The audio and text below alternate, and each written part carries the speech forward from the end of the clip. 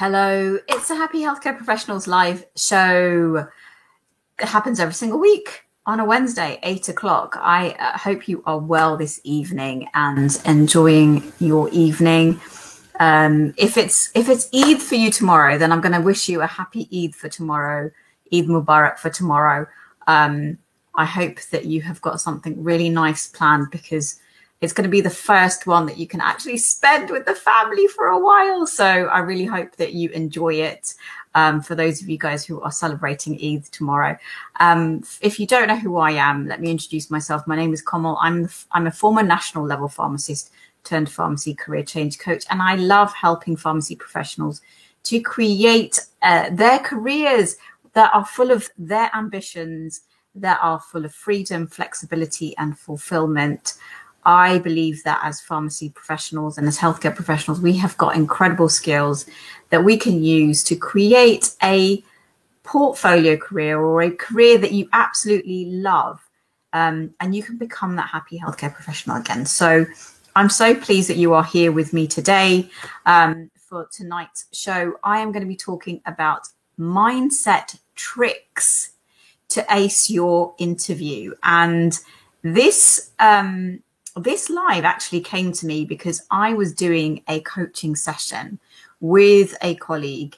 She approached me. She wanted some coaching to support her for an interview for her dream job. And she really, really wanted to make sure that she performed her best for this interview. And so the strategies that I'm going to be sharing with you today are the same strategies that I gave her in our coaching session to help her to really shift her mindset. Now, I'm going to be talking about a set of things that you can do to really kind of adjust your mindset when it comes to interviews, because let's face it, we find our dream job. We're like, wow, this is amazing. I cannot wait to do this job. You get to the interview stage and you absolutely start bricking it. Right? It's the job that you've dreamed of, that you just know you would absolutely love. And then you get the interview and you're just like, oh my goodness, I don't know if I can do this. So these are some of the strategies that I have supported colleagues on using in their interviews. Okay. And let me tell you, it is not about how much knowledge you know. It is not about how many examples of all of the things that you've done that you can bring out in your interview. It's all up in here. It's all up in your mind. And I want to go through some strategies that you can implement yourself before you go into interview. And I've got 4 strategies that I'm going to be sharing with you today. And it's really to kind of adjust your thinking, right? Really to kind of like reframe the scenario for yourself so that you're moving from a place of fear to a place of, I can achieve this. That's really where we want to get you to. We want to get you to a place of, oh my God, I am absolutely terrified, to a place of, I can do this. Okay. So the very first strategy that I'm going to share with you is something that I actually shared in my Facebook community this week.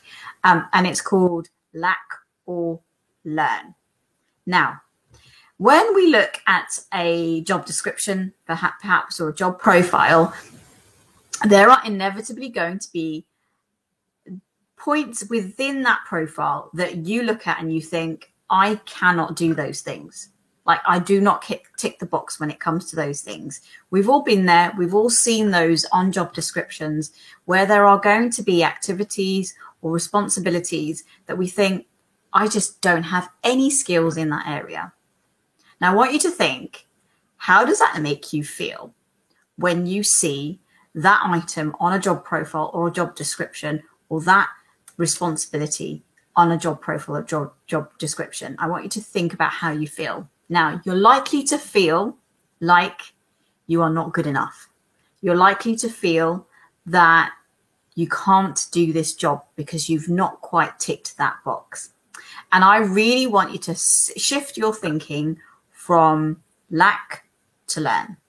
So there will be a list of activities in that job description that you can do, probably with your eyes shut, probably with, with the experience that you've already gained. You'll be able to do those activities without any problems whatsoever.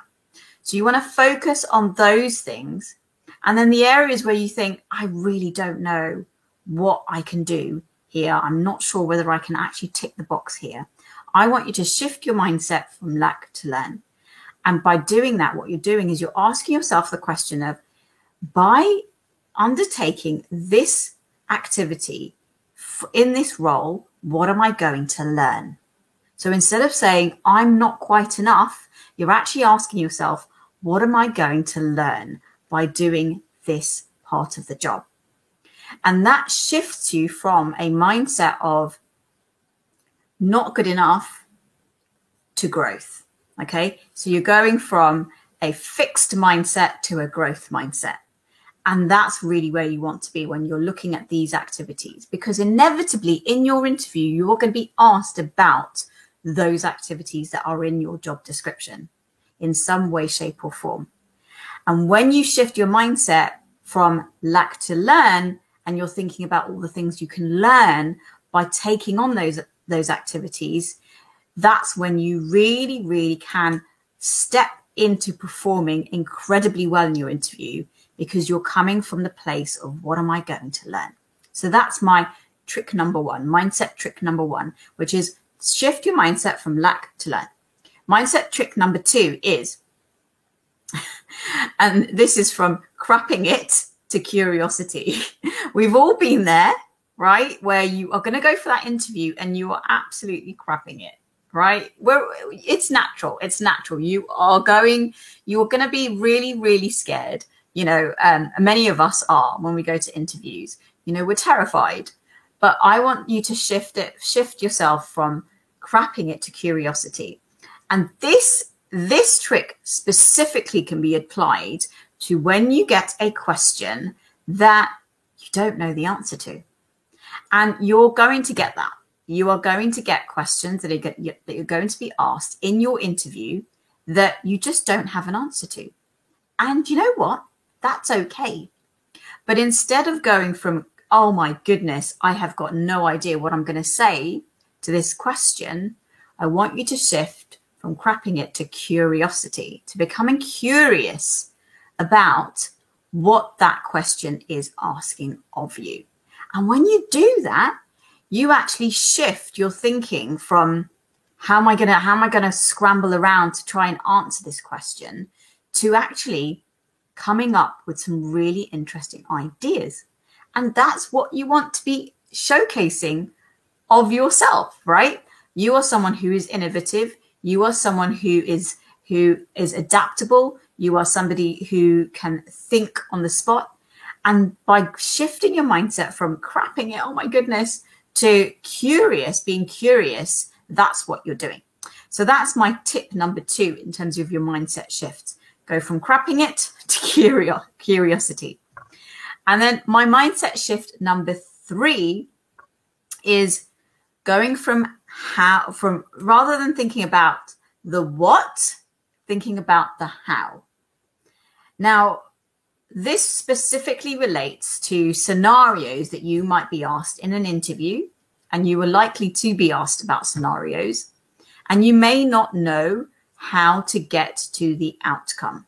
Okay, you may not have a clear idea as to how to get to the outcome. Maybe you're going to be responsible for a particular project, or maybe you're going to be responsible for a whole particular area within an organization or a business, and you're not quite sure how you're going to deliver the outcomes that they're asking of you. Okay, and this is where you really need to focus on the how instead of the outcome, because we can get really tied up into, they're asking me to deliver X, Y, Z, but we've really got to get into the how do we deliver that. And staying in the how, you're starting to ask yourself questions like, not what can I do, but who can help me in delivering it? And that's a really, really important question to ask yourself, because in an interview, you're not just bringing yourself, you're bringing your connections, you're bringing your network, and you're bringing your experience and expertise to the fore. And when you shift from asking yourself, how am I going to do this? How am I going to deliver this to who will help me to deliver this? You start coming up with ideas that you maybe didn't even think about. So maybe there's somebody within your existing network who might be able to support you in delivering the outcome that's been asked of you in this job role. So I hope that makes sense and it's clear as to how when you shift your thinking into who can actually help me with this, who can I ask to support me with this, it's actually a strength rather than a weakness, because you're showcasing all of your network and your expertise in terms of being able to know who the right people is, who the right person is to ask to support you. So I hope that makes sense in terms of your mindset trick number 3. And then your mindset trick number 4. So we've just gone over lack to learn, shifting your thinking from instead of I'm not good enough to do this to what am I going to learn?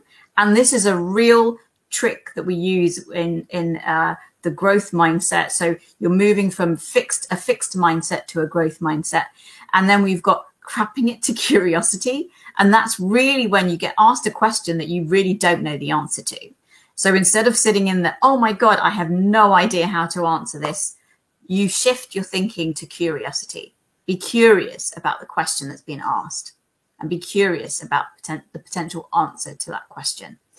And then the mindset trick number 3 is who can help me instead of the how am I going to deliver the outcome. So this is specifically for when you've got a scenario-based or a project-based question that you're being asked and you're really not sure on how you personally might deliver it.